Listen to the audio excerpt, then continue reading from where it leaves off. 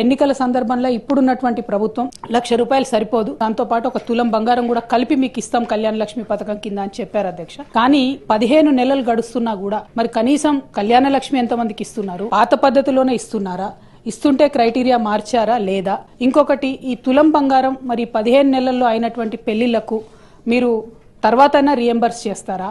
ఏం చేస్తారు అనేటటువంటి అంశాన్ని మేము అడగడం జరిగింది అధ్యక్ష. జవాబు చూస్తే చాలా డిసప్పాయింటింగ్ ఉంది అధ్యక్ష.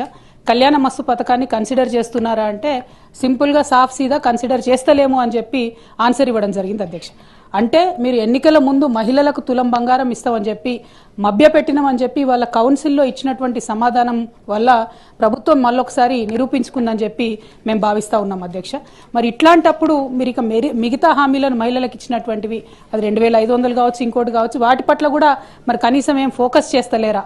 ఆ విషయాన్ని కూడా ప్రభుత్వం దయచేసి చెప్పవలసిందిగా నేను డిమాండ్ చేస్తున్నా అధ్యక్ష. గౌరవ సభ్యురాలు అడిగినటువంటి ప్రశ్నకు ఏ లేదండి, బి ఆ ప్రశ్న ఉత్పన్నం కాదు, సి ఆ ప్రశ్న ఉత్పన్నం కాదండి. అధ్యక్ష, థ్యాంక్ యూ అధ్యక్ష. పొన్నం ప్రభాకర్ అన్న చాలా నిజాయితీగా మేము మహిళలను మోసం చేసినాం ఎన్నికల ముందు, ఇప్పుడు మాత్రం ఆ పథకం ఇచ్చే ఉద్దేశమే లేదు అని చెప్పి ఖరాఖండిగా కౌన్సిల్ సాక్షిగా చెప్పినందుకు వారికి ధన్యవాదాలు తెలియజేస్తా ఉన్నాను.